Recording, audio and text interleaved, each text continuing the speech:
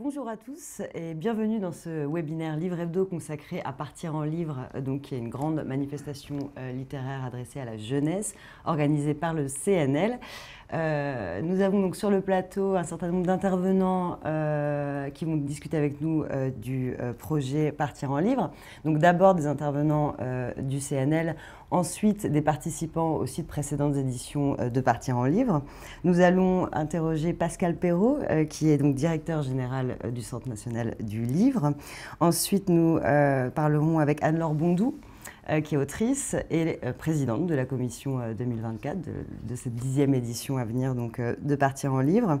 Puis Marc Baudot, qui travaille à la communication et aux événements littéraires du CNL et qui nous répondra plus sur des détails techniques, comment participer à Partir en livre. Donc tout d'abord peut-être Pascal Perrault, vous allez nous présenter peut-être Partir en livre, qu'est-ce que c'est, etc. Sachant que, excusez-moi, je ne vous ai pas dit, mais pour ceux qui nous regardent, vous pouvez poser vos questions sur le chat tout au long du webinaire et à la fin, on aura un moment consacré comme ça d'échange aussi avec vous sur des questions plus précises. Voilà. Que susciteront ces échanges. Donc Pascal Perrault, je vous laisse la parole pour nous présenter tout simplement Partir en livre. Alors Partir en livre, je pense que la plupart de nos internautes connaissent cette manifestation qui se tient tous les ans entre la fin juin et la fin juillet, qui est le grand festival du livre pour la jeunesse, que le Centre national du livre organise pour faire en sorte que les enfants partent en vacances avec un livre. Donc après, dans un objectif en fait qui est plus précisément de donner l'envie de lire en fait, à chacun, de créer de nouveaux lecteurs, mais aussi de fédérer l'ensemble des partenaires de la chaîne du livre, les auteurs, les éditeurs, les festivals, les librairies, les bibliothèques, l'ensemble de la chaîne du livre est fédéré autour de cet événement pour créer de nouveaux lecteurs et donner cette envie de lire au plus grand nombre, particulièrement dans les zones où il y a peut-être un peu moins d'activités culturelles, les quartiers politiques de la ville, les zones rurales qui peuvent être parfois un petit peu reculées par rapport aux activités culturelles. Et donc nous focalisons notre attention sur ces espaces en organisant chaque année, et on est particulièrement satisfait de cette année 2022 qui a été un très grand cru pour nous. Nous organisons et nous soutenons toute une série d'événements à travers la France. C'est 6000 événements qui ont été organisés en 2022, 1700 structures qui en sont à l'origine dans 2000 communes. Donc c'est vraiment tout le territoire national qui est couvert par ce festival qui dure pendant un mois. Nous organisons aussi des résidences en colonies de vacances, dans les centres aérés. Nous avons aussi, dans l'optique toujours de faire en sorte que les enfants partent avec un livre, nous déployons des chèques lire, très important pour les organisateurs, ces chèques lire qui permettent ensuite aux enfants de choisir eux-mêmes leur livre, ceux qui correspondent à leur goût, et c'est ça qui est le plus important aussi dans cette manifestation. Nous éditons également des coéditions avec certains de nos partenaires. Nous distribuons 15 000 ouvrages à l'occasion de cette manifestation.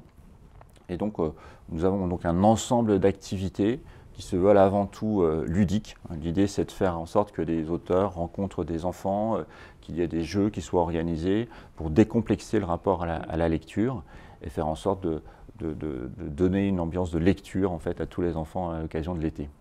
Je crois savoir que c'est la 10e édition là, qui va se dérouler l'an prochain.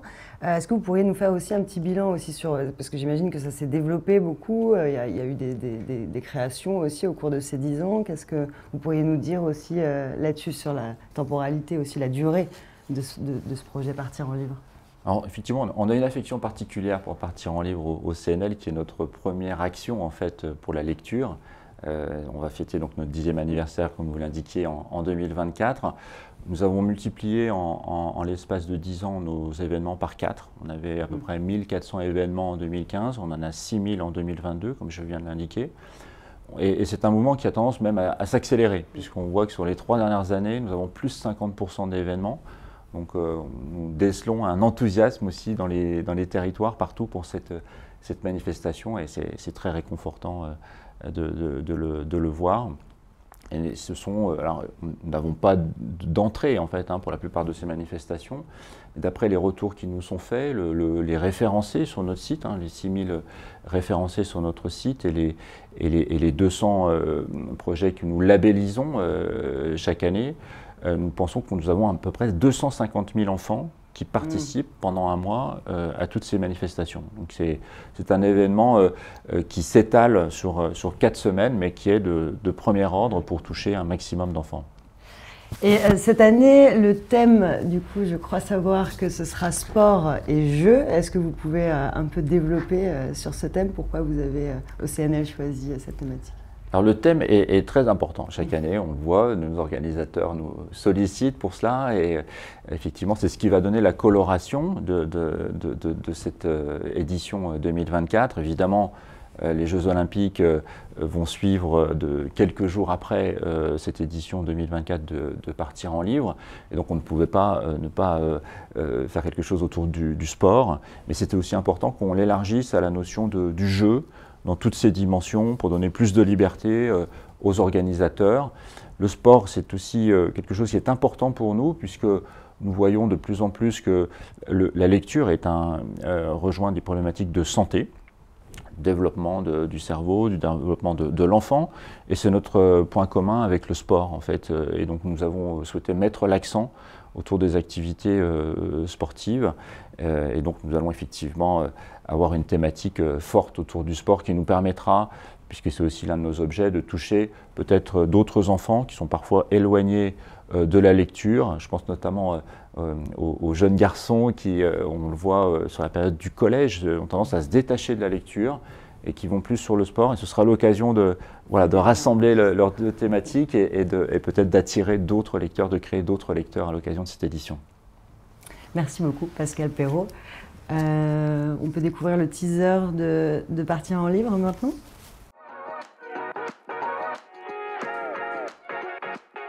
Partir en livre, cette grande fête du livre jeunesse et de la lecture. Vous allez pouvoir rencontrer des acteurs du livre, des auteurs, ceux qui illustrent, ceux qui écrivent, ceux qui publient.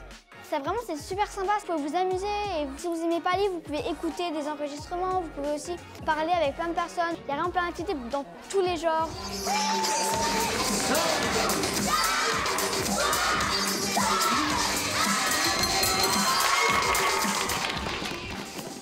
Les enfants, ils sont en liberté, quoi. Et moi aussi, je suis dans un autre esprit. Il y a une sensation de vacances. Cet été, venez partir en livre. J'organise avec Partir en livre une grande chasse aux livres.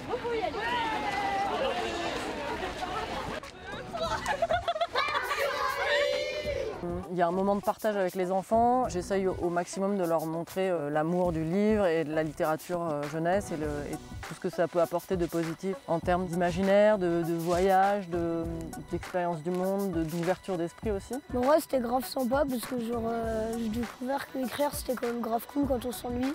On devrait lire parce que c'est tellement bien. Même si on n'aime pas, il faut quand même essayer. Comme les légumes, il faut toujours essayer. Ça battra forcément à côté de chez vous, donc renseignez-vous, allez voir sur le site et surtout, lisez.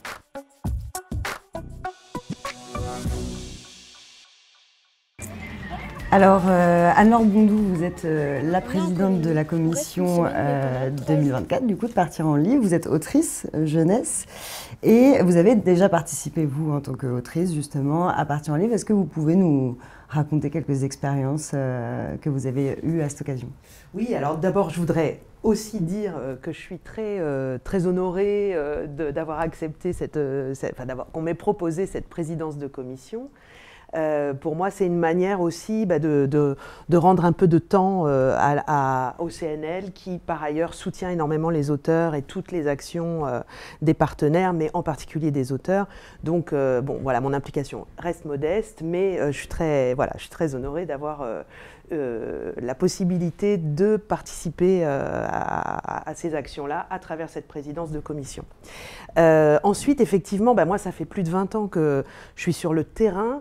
Et là, en écoutant Pascal tout à l'heure, je me disais, c'est exactement ça. Je pense que dans l'époque dans laquelle nous sommes, où entre en concurrence avec le livre tellement d'autres possibilités pour les jeunes de s'évader, de chercher du divertissement, etc.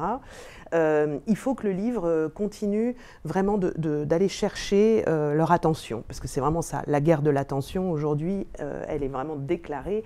Et sur la lecture, on est particulièrement concerné puisqu'il s'agit de continuer à montrer que le livre, par toutes ses dimensions, participe à la construction de l'individu, de la réflexion, mais est aussi un lieu de plaisir, absolument. Et ça, il faut maintenir notre présence sur le terrain. Et donc les auteurs comme moi, depuis fort longtemps, sont invités toute l'année dans des tas d'endroits, mais avec Partir en livre, je trouve que ce qui est intéressant, c'est de prolonger et de sortir le livre aussi du cadre scolaire, comme on disait, pour le désacraliser aussi un petit peu, et de lui donner voilà, ce prolongement d'action culturelle qui s'étale sur la période de loisirs, de vacances, donc dans des endroits... voilà. Alors moi j'ai plein de souvenirs, j'en ai deux qui me viennent, que je voudrais partager. Donc par exemple, je me souviens d'être allée à Metz dans un lycée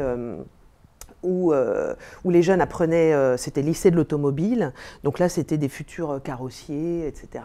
Donc plutôt éloignés de la lecture, plutôt éloignés du livre, et j'ai passé avec eux, mais vraiment, et eux je pense aussi, enfin on a partagé un moment extraordinaire, et l'idée c'était pas tant de leur imposer une lecture que de leur montrer que les acteurs du livre, que ce soit les bibliothécaires, les gens de l'association qui me recevaient, les auteurs, etc., ne sont pas opposés à leur univers, mais bien qu'on a du commun à partager sur l'essentiel, sur les émotions, sur ce que c'est que le sens de la vie, etc.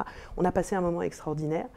Et là, à l'orée justement de la tournée que je m'apprête à faire, parce que je m'apprête à sillonner pas mal la France dans les mois qui viennent, et ben, je voudrais signaler par exemple que je vais aller entre Saint-Étienne et Lyon dans un petit territoire rural, et c'est une libraire qui a monté tout ça avec des acteurs, des partenaires qui sont le théâtre municipal, les collèges, l'association qui fait le salon du livre, etc. Donc tous ces acteurs-là, qui sont privés, qui sont publics, se mobilisent, et je suis la marraine de l'événement, pour, pareil, diffuser dans des territoires un peu éloignés de la lecture, eh bien l'amour des livres et le plaisir de les partager. C'est ça, du coup, c'est aussi à la fois montrer qu'il y a c'est incarner aussi un petit peu ce monde du livre et de l'édition qui peuvent être complètement obscurs aussi pour les enfants et désacraliser et intimidant. Ouais. Voilà, c'est aussi, moi, c'est vrai que justement, je m'emploie à ne pas être intimidante, parce que je trouve que c'est un handicap justement pour beaucoup de jeunes ou de gens, et d'ailleurs d'adultes aussi, qui sont éloignés du livre, c'est de rentrer dans une bibliothèque, de rentrer dans une librairie et de se sentir pas à leur place, n'ayant pas les codes.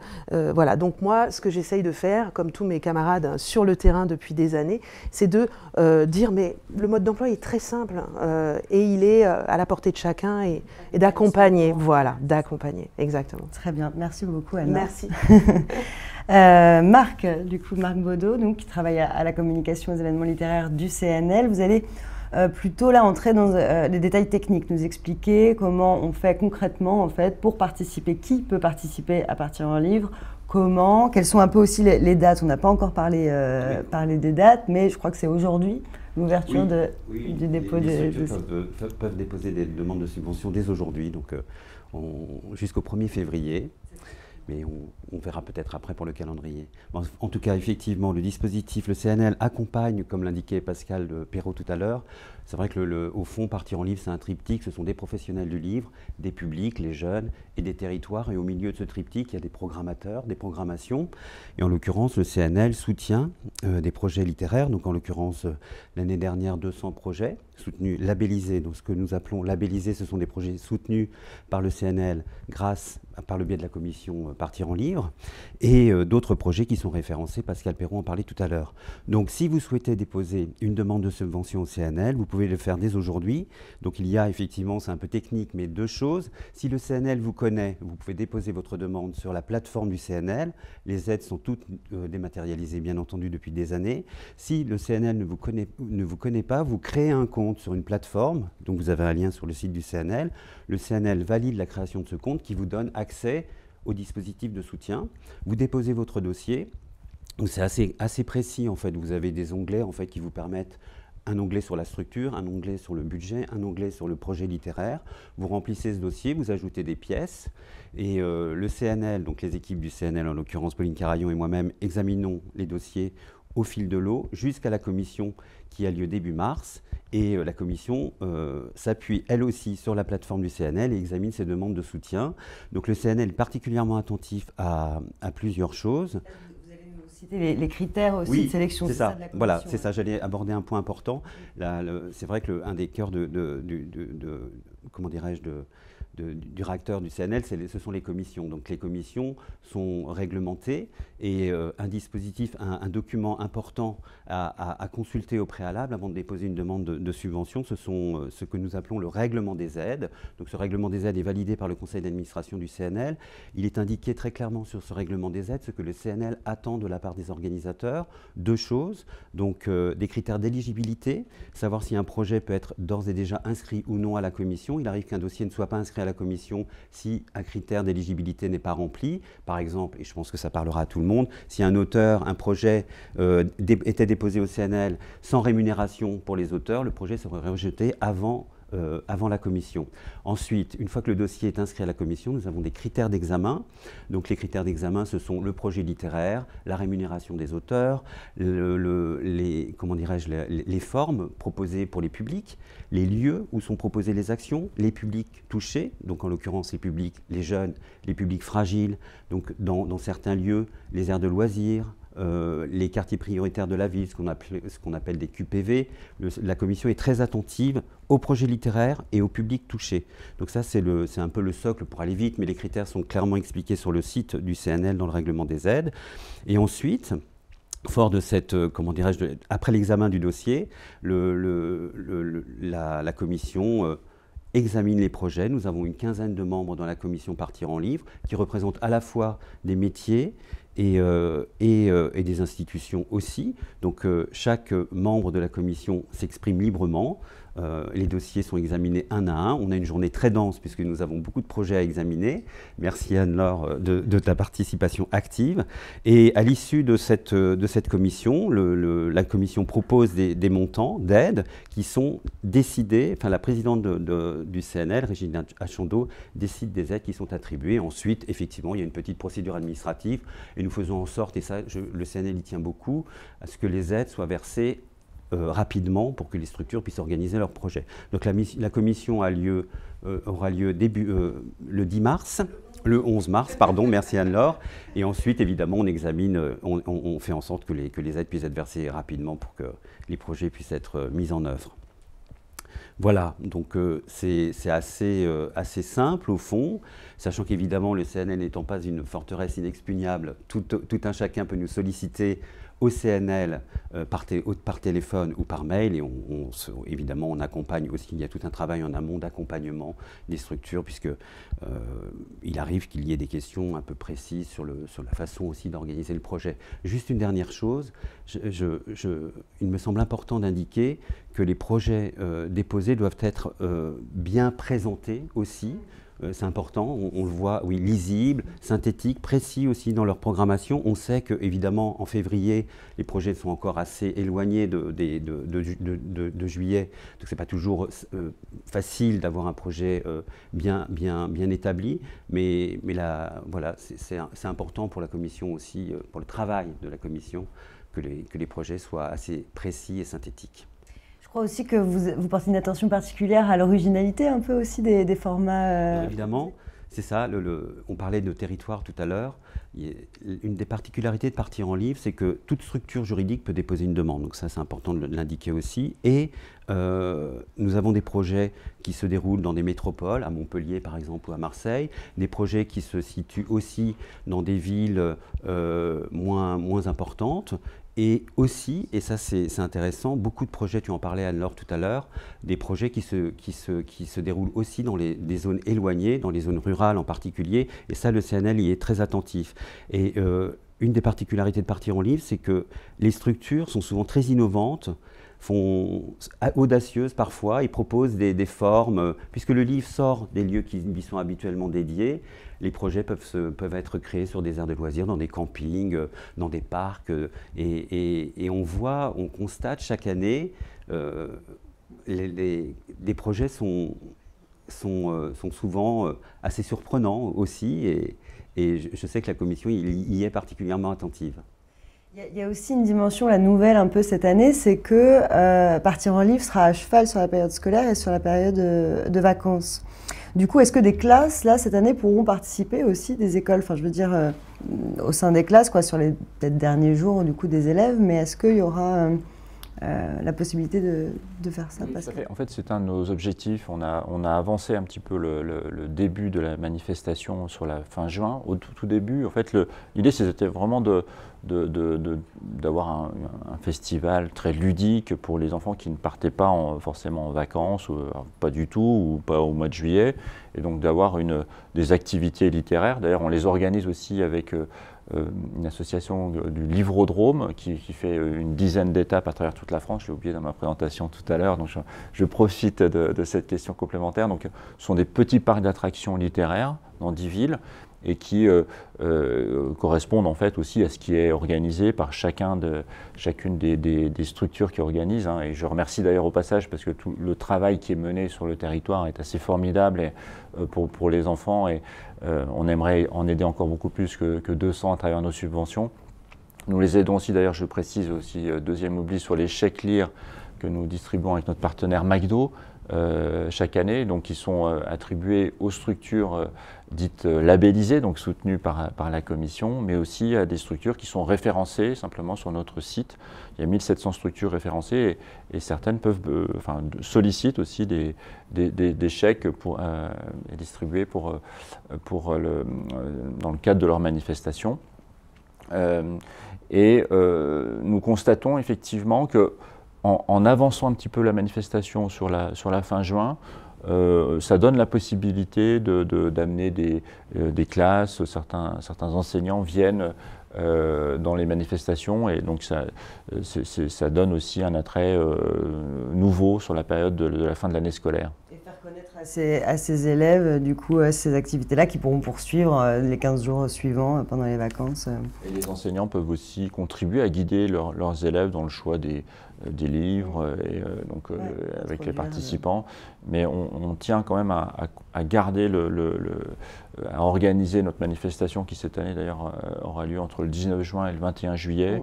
On est toujours à peu près sur ces dates, mais c'est important pour nous de vraiment s'étendre sur tout le mois de juillet pour les raisons que j'évoquais. Très bien, merci. Peut-être compléter par un élément en fait pour expliquer rapidement ce que le CNL soutient aussi dans le cadre de la commission, c'est-à-dire que le CNL sera particulièrement attentif à ce qu'on appelle, nous, le volet littéraire, c'est-à-dire la présence des auteurs, la rémunération des auteurs, le déplacement des auteurs, l'hébergement des auteurs, la rémunération des animateurs lorsque ce sont des animateurs professionnels, lorsque des débats sont animés peut-être par des modérateurs, la rémunération de ces modérateurs, et si tout projet soutenu par le CNL est porté par un programmateur ou un conseiller littéraire. Et là, j'indique qu'effectivement, un conseiller littéraire, souvent on nous pose la question, qu'est-ce qu'un conseiller littéraire? Le conseiller littéraire est celui qui apporte son conseil pour créer un événement, créer l'événement, l'imaginer. Donc la rémunération de cette personne entre en ligne de compte, est prise en compte par le CNL. C'est ce qu'on appelle donc le volet animation littéraire. Après, on pourra compléter au fur et à mesure, mais le CNL soutient 70% de cette enveloppe. Voilà, maximum. Et c'est les éléments sur lesquels s'appuie aussi la commission pour proposer les aides, les soutiens. Merci. On est en colonie, on reste une semaine, mais pendant 3 jours, il y a un monsieur qui est mangaka et il vient pour nous parler un peu des mangas. Il vient nous enseigner comment faire un manga. Moi, je m'appelle Christophe Cointeau et je suis auteur de manga. Est-ce que vous en lisez vous-même? Est-ce que vous en connaissez quelques-uns? Cru voir traîner un One Piece là? J'ai la chance de pouvoir animer un atelier avec des jeunes, pouvoir transmettre vraiment mon travail, mon amour de la création, du scénario, du dessin, du manga, et puis leur donner des clés pour pouvoir eux-mêmes en fait créer leurs propres histoires. pourquoi ces histoires-là, elles ont du succès. Les mangas sont leur médium favori pour lire. C'est un succès énorme et je pense que c'est dû simplement au fait qu'on y trouve des personnages très attachants.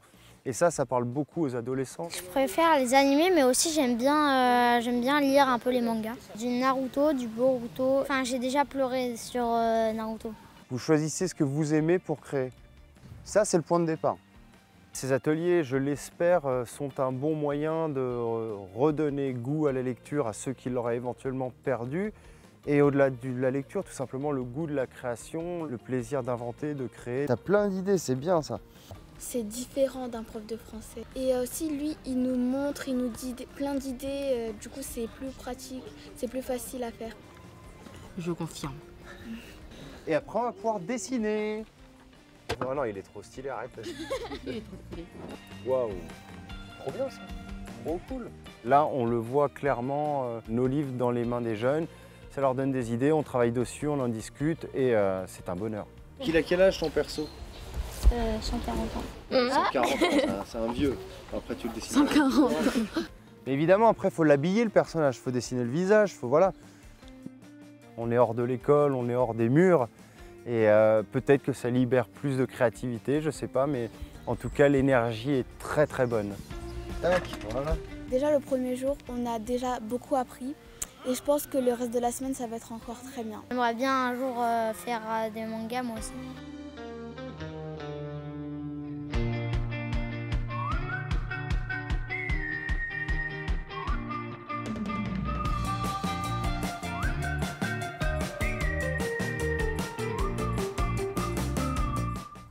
Donc nous retrouvons le webinaire Partir en livre, cette fois avec des participants en fait à Partir en livre aux éditions précédentes qui ont participé je crois 6 fois pour le Petit Nez, 4 fois pour la cabine, 3 fois oui, 4e année voilà, pour la cabane à lire et en fait là ça va être des retours d'expérience. Vous pouvez toujours continuer à poser des questions sur le chat pour voilà, plus ou moins technique. En tout cas là on va voir avec d'abord le Petit Nez, donc Guillaume Ferré et Marianne Journeau.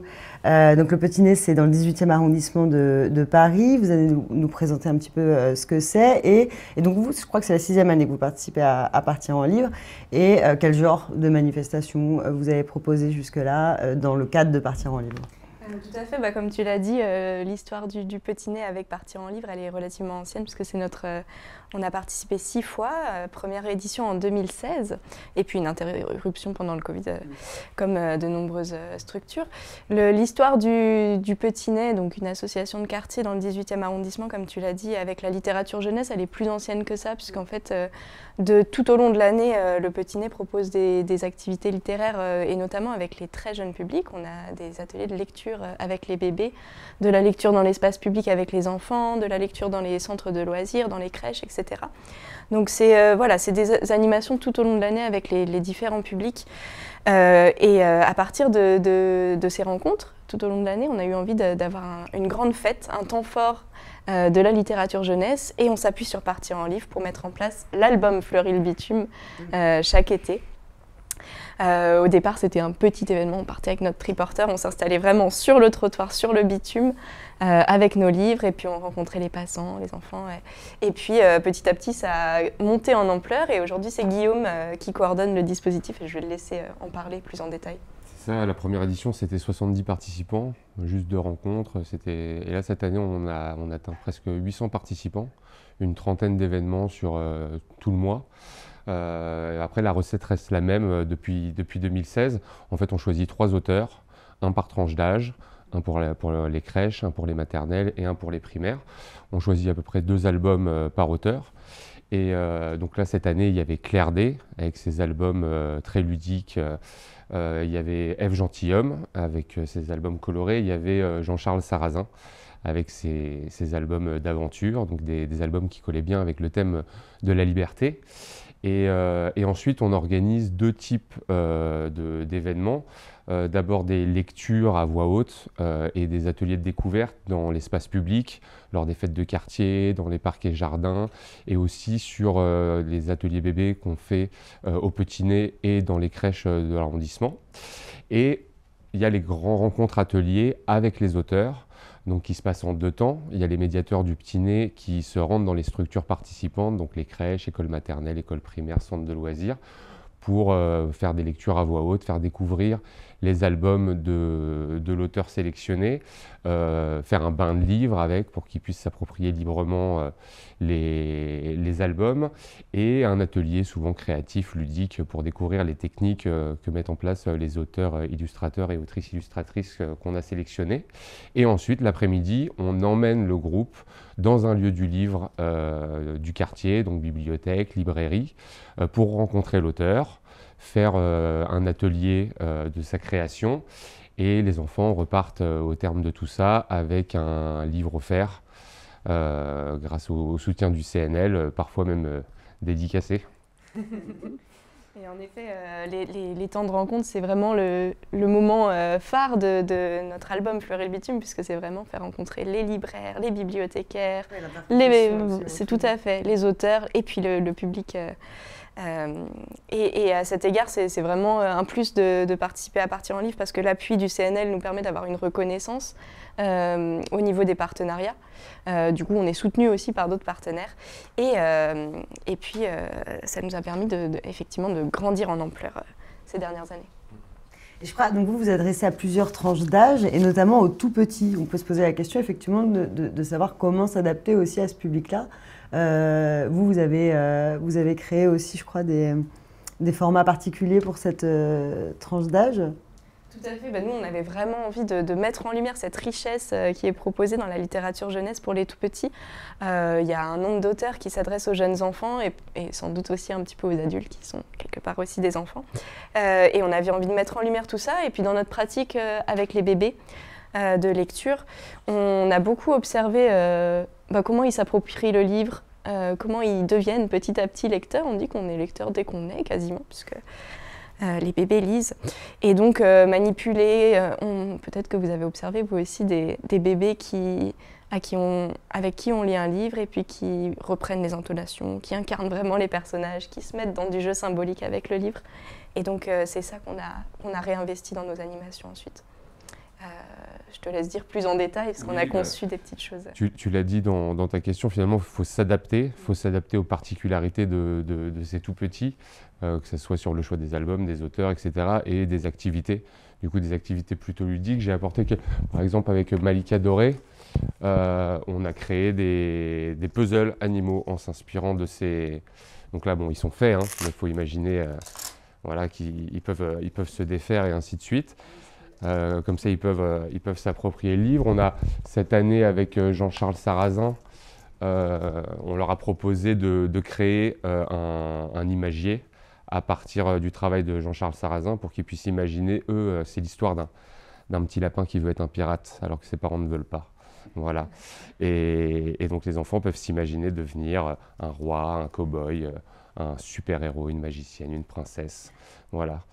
C'est un des albums qu'un des enfants a fait pendant la manifestation. Merci. Merci. Et l'autre aussi, chose très importante pour travailler avec les tout-petits, je pense, c'est aussi de travailler avec les adultes qui encadrent ces tout-petits, que ce soit au niveau de la sélection des albums, de la conception, de l'animation, cette co-construction qui est un peu laborieuse, un peu difficile en termes de temps, d'organisation et tout, mais qui est très très importante dans le rendu final de ces manifestations. Oui, on s'attache à s'adresser à tous les publics, y compris aux adultes, parce qu'en fait, les adultes qui accompagnent les enfants, que ce soit les parents, les éducateurs en crèche, les animateurs en centre de loisirs, on peut devenir passeur de livres, passeur de plaisir et de cette joie de lire ensemble dans le cadre de Partir en livre. Oui, c'est aussi une manifestation intergénérationnelle de fait aussi, puisque qui dit jeunesse dit aussi accompagnement. Merci beaucoup, le Petit-Né. On se déplace maintenant en Bretagne, à la Cabane à lire. Bonjour Valérie Fèvre. Donc la Cabane à lire, c'est une librairie café spécialisée jeunesse, mais qui s'inscrit dans un réseau de cafés-librairies en Bretagne. Voilà. Vous pouvez nous parler un petit peu de ça. Et donc vous, ça va être la 4e année que vous participez. Et pourquoi, comme ça, s'inscrire dans le paysage de Partir en livre quand on est en Bretagne et qu'on a un réseau de cafés-librairies comme ça? Alors j'ai déjà présenté le réseau des cafés-librairies de Bretagne. C'est un réseau donc, sur l'ensemble du territoire breton historique, puisqu'on a des lieux en Loire-Atlantique. Donc on a les 4 départements bretons plus la Loire-Atlantique. Et on s'est donné comme... Elle existe donc depuis 2007, cette fédération. Peut-être savoir que le modèle café-librairie est breton. Voilà. On en a eu beaucoup en Bretagne, maintenant on en a un petit peu partout, mais vraiment les premiers c'était en Bretagne. Ce sont des lieux où on va croiser convivialité et texte, littérature. Et ça nous semblait évident qu'en se regroupant pour en fait, avoir une force ensemble, de proposer des manifestations littéraires. Voilà, donc on s'est donné comme mission de créer des manifestations littéraires. On en a 3 par an. Une au printemps qui est sur la poésie, une à l'automne qui est sur des questions de société, et on en avait une à l'été. Et depuis maintenant, voilà, 3e année, 4e l'année prochaine, on est autour de la littérature jeunesse. Alors pourquoi la littérature jeunesse sur ce réseau? Ça fait longtemps qu'on se dit qu'il faut absolument que les lecteurs d'aujourd'hui deviennent les lecteurs de demain. Voilà, c'est tout simple.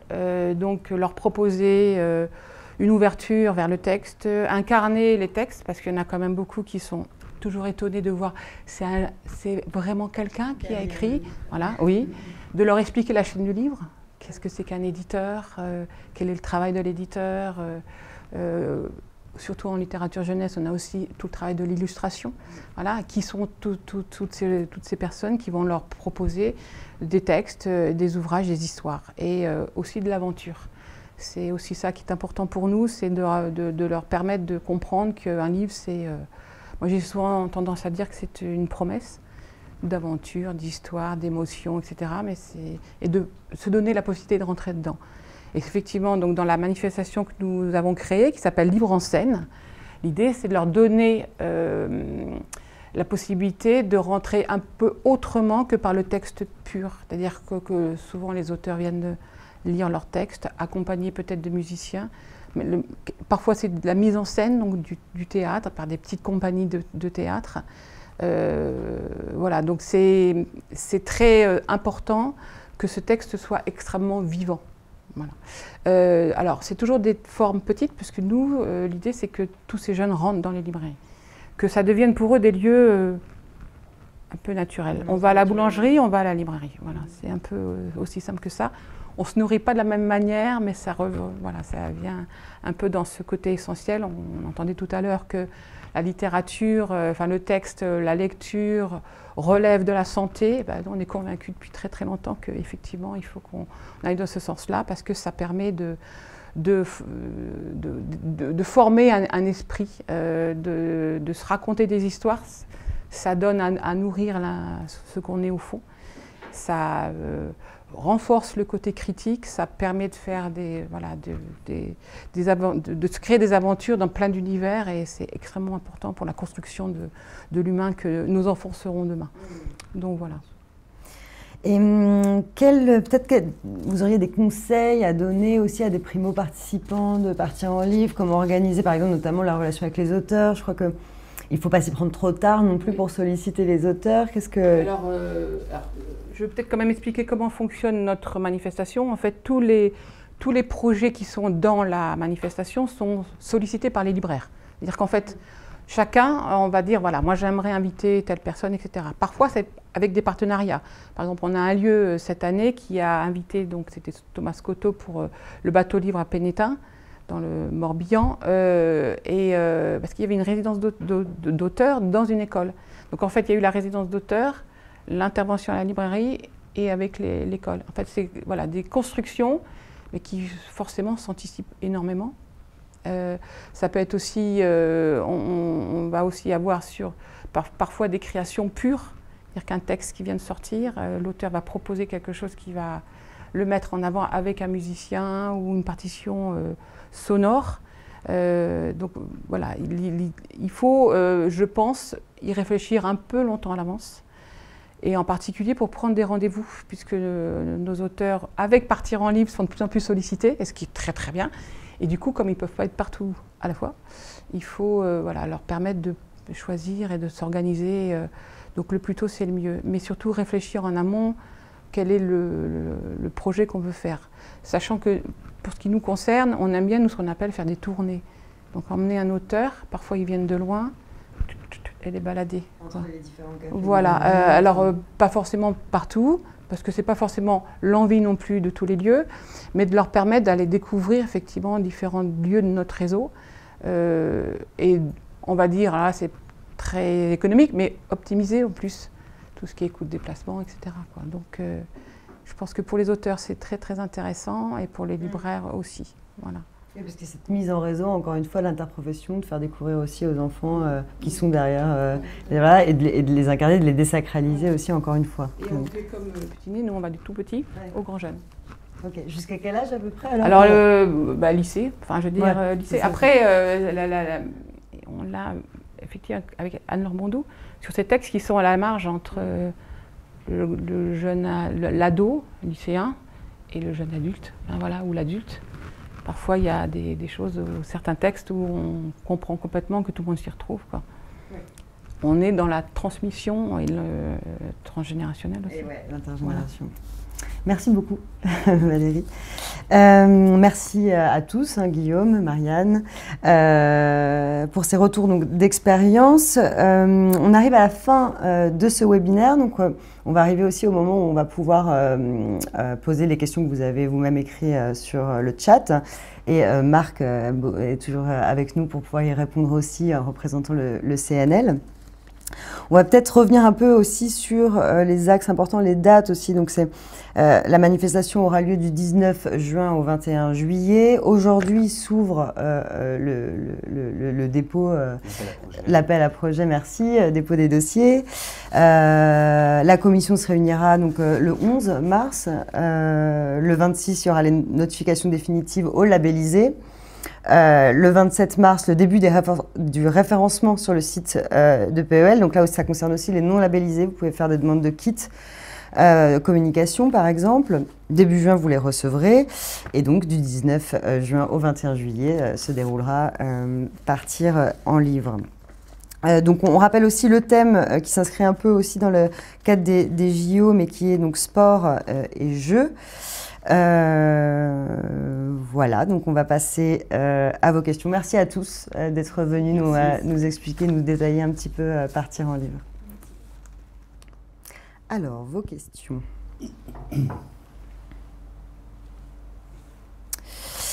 On en a une première de Camille. Pouvez-vous me dire comment sont financés les projets retenus dans le dispositif Partir en livre? Comment sont financés les projets retenus? Donc là, c'est plutôt le CNL. C'est plutôt le CNL, effectivement, mais il me semble en avoir parlé tout à l'heure.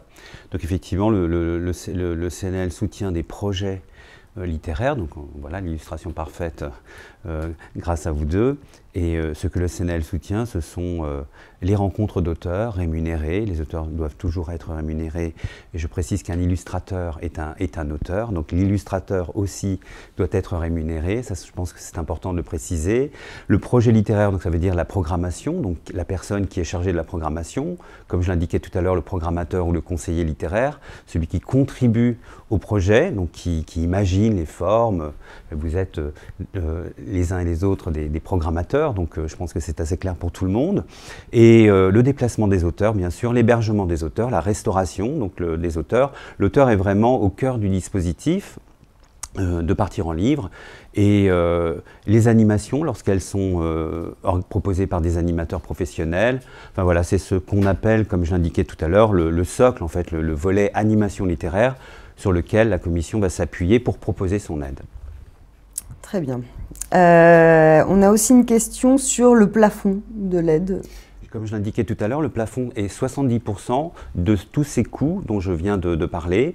Donc cette aide, l'aide du CNL, est plafonnée à 70% du coût global de la prise en charge des auteurs et tout ce que je viens d'expliquer. D'accord. Si on en a bénéficié en 2023, est-ce qu'on peut en bénéficier en 2024? On peut bien faire entendu, tous les ans. Bien entendu, vous pouvez nous solliciter. La commission examine chaque année les projets dans la continuité pour les structures que nous soutenons déjà, donc le Petit Nez et les cafés librairies Bretagne depuis plusieurs années. Et vous pouvez aussi nous solliciter. Si vous avez un projet littéraire à imaginer sur vos territoires, ce que nous souhaitons, on pourra vous soutenir si on vous a soutenu l'année dernière, en 24, bien entendu. Est-ce qu'il faut absolument respecter la thématique pour obtenir la subvention?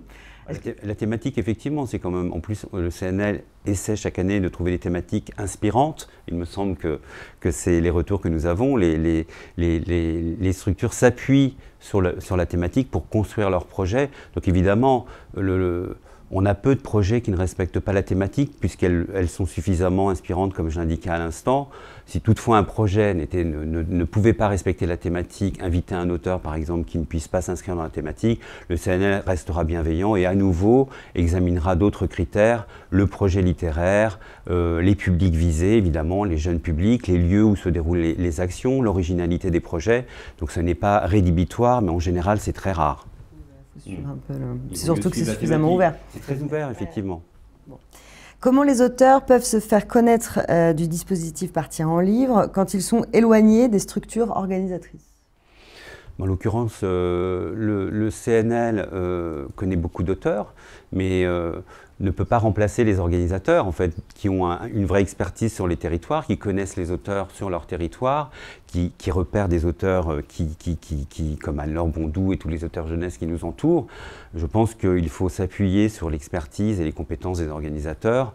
Si toutefois un auteur se sentait peut-être un peu isolé, qu'il se rapproche de l'une ou l'autre structure pour voir si un partenariat est possible. Je pense que c'est, je ne sais pas ce que vous en pensez, mais ça me semble assez évident. Tout à fait. Il y a des structures régionales, par exemple en Bretagne, c'est Livre et Lecture en Bretagne, qui est en fait une structure qui permet d'avoir une vision globale sur la chaîne du livre, et donc les auteurs ont tout à fait leur place. Et, et faire des retours comme ça. Aussi compléter avec un acteur national qui s'appelle l'Agence Quand les livres relient, qui est un réseau d'acteurs de la littérature jeunesse qui peut aussi être un relais sur tout le territoire national pour trouver des organisateurs. Super. On a aussi une question justement sur le conseiller littéraire. Où s'adresser pour avoir un conseiller littéraire? Comment? Un conseiller littéraire, en général, c'est la personne qui porte le projet. Donc, qui l'imagine, qui le conçoit, donc c'est le programmateur. Je pense que c'est plutôt comme cela qu'il faut voir les choses. Où trouver un conseiller littéraire, il n'y a pas, non, il n'y a pas de, voilà, c'est ça. Après, ce sont des réseaux, des connexions. Je pense que, je trouve que les acteurs de la chaîne sont suffisamment liés aussi pour qu'à un moment donné, un organisateur qui se sentirait un peu isolé puisse trouver quand même un conseil ou dans une librairie ou dans une association. Je pense que c'est plutôt par ce biais-là qu'il faut aborder la question. On avait aussi des éditeurs qui se demandaient comment on s'y prend pour participer à ce festival et quel intérêt pour une maison d'édition. L'intérêt pour une maison d'édition, c'est de vendre des livres. Voilà, c'est un peu le but. Donc, grâce à la présence des libraires qui sont évidemment tous sollicités dans les manifestations qui participent activement à Partir en livre, puisque dans le cadre on l'a indiqué très rapidement tout à l'heure, mais dans le cadre des projets labellisés et référencés aussi, mais surtout labellisés, le CNL apporte en plus de l'aide financière des chèques lire qui permettent justement aux enfants de choisir le livre qu'ils aiment. Donc on ne choisit pas pour eux, ce sont eux qui choisissent le livre qui les inspire. Je pense qu'à nouveau les organisateurs les accompagnent, ils les prennent en main. Et pour pouvoir évidemment acheter un livre, il faut qu'il y ait un libraire. Donc c'est important. Et qui dit libraire dit éditeur. Donc un éditeur en tant que tel pourrait déposer une demande de soutien, mais avec une proposition peut-être qui dépasserait un peu le catalogue de son catalogue, en ouvrant un peu, peut-être en invitant un auteur d'une autre maison d'édition pour ne pas donner l'impression que c'est de l'autopromotion in fine d'un catalogue, mais c'est tout à fait possible, bien sûr. Et du côté aussi des médiathèques, là on a une question sur comment relayer efficacement le festival auprès des médiathèques, donc là en l'occurrence 105, on est dans l'Eure, du département de l'Eure, mais auprès d'une multitude comme ça de médiathèques, bibliothèques. Comment relayer efficacement Comment une médiathèque peut-elle promouvoir son projet, c'est ça? Oui, ou alors comment j'imagine entrer aussi en lien avec les médiathèques, comment leur faire connaître à chacune de ces médiathèques quand il y en a beaucoup sur un territoire par exemple rural, un peu large ou... Pour le grand public? Ouais. Si je comprends bien la question. C'est communiquer, quoi, je crois. Il me semble que c'est ça la question. Les médiathèques doivent pouvoir, j'imagine, se connaissent et communiquent entre elles, j'imagine, à l'échelle des départements et des régions. Et le CNL propose ici, et ça c'est un point fort du CNL, une carte interactive sur laquelle les événements labellisés et référencés sont tous inscrits. Donc, vous n'êtes pas seul, vous pouvez aussi solliciter, cliquer, rechercher des lieux, des événements sur cette carte. Et sur le site du CNL. Sur le site du CNL, et c'est une façon de pouvoir promouvoir, de promouvoir vos actions à l'échelle du département, de la région et du territoire. Mais on a un site dédié à Partir en Livre, bien entendu aussi. Très bien. Je crois que pour les questions, on va peut-être en faire une dernière. Peut-on participer au projet Partir en Livre sur un lieu social où l'intergénération est développée et présente toute l'année? Je crois qu'on y a déjà un petit peu répondu, oui. Mais c'est ce que vous faites... Oui, c'est ce que vous faites toute l'année. Ouais. Oui, bien sûr. C'est ça. Justement, le CNL, la commission, est aussi attentive au public, à ces publics, à la diversité des publics. Comme vous l'indiquez tout à l'heure, c'est intergénérationnel aussi, puisque les enfants sont souvent accompagnés par leurs parents ou par des animateurs. Donc ce tissu, ce maillage subtil, cette dentelle est plutôt apprécié. Donc c'est évidemment un point fort. Voilà, donc vous pouvez vous inscrire donc, dès aujourd'hui sur le site du CNL pour un rendez-vous du coup du 19 juin au 21 juillet 2024. Merci beaucoup d'avoir participé à ce webinaire. Merci à vous d'y avoir assisté. J'espère qu'on a répondu à vos questions. N'hésitez pas à poursuivre aussi si vous avez d'autres questions à vous adresser directement au CNL ou à continuer sur le chat. On essaiera de vous y répondre. Voilà. Merci beaucoup.